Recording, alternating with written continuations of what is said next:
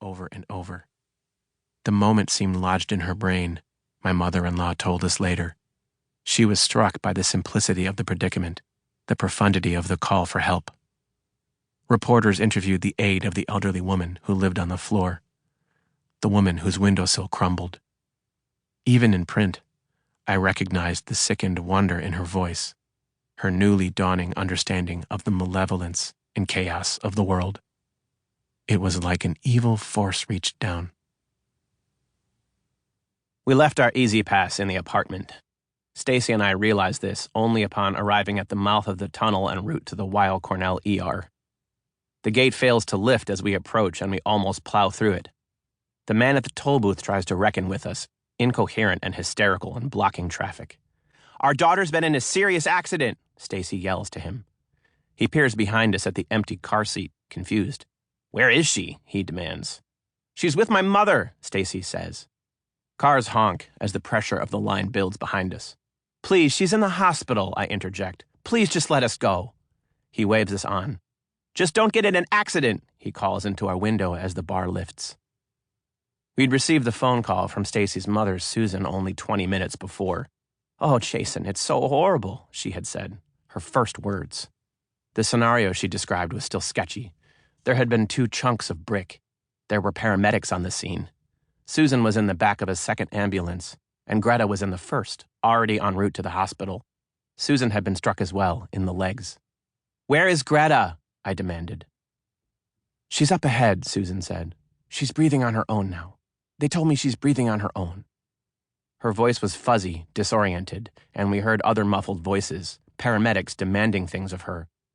A male voice cut in behind her, asked Susan something sharply. I could tell from her faltering response that she was struggling to connect the dots. "Susan, please tell me," I said firmly and slowly. "Where did the brick hit Greta? Did it hit her in the head?" When I said the word head, I felt something break up in my voice, an elemental thing I wasn't familiar with yet. "It hit her in the head, yes," Susan said.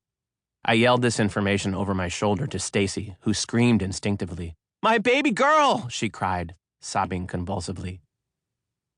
During the eternal drive up the highway, neither Stacy nor I speak in specifics. She reaches over and grabs my palm, her voice trembling.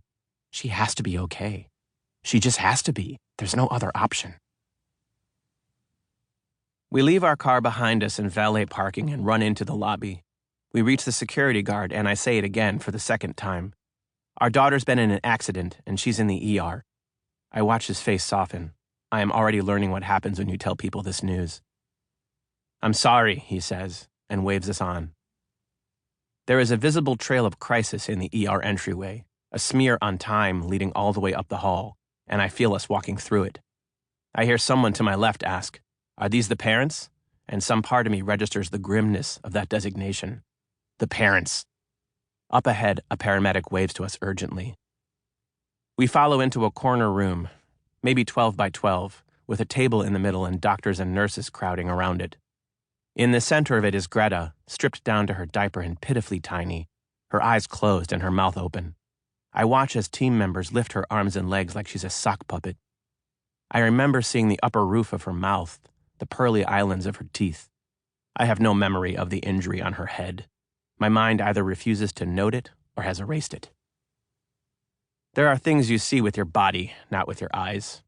Stepping away, I feel something evaporate, a quantum of my soul, perhaps, burning up on contact. I am lighter, somehow immediately less me, as if some massive drill has bored into my bones, extracting marrow. I glance at Stacy, gray and motionless, in a hallway chair, and see the same life force exiting her frame. Susan is on a stretcher down another hallway, out of our sight. We wait. I take out my phone and call my parents on vacation in New Orleans. I try my mother's cell phone first. No answer.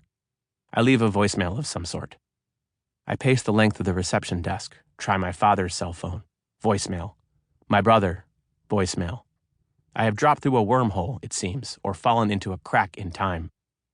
My unaware family and friends are living above it. On their timeline, Greta is still fine. It is John, my brother, who finally picks up. I try to relay the seriousness of the situation.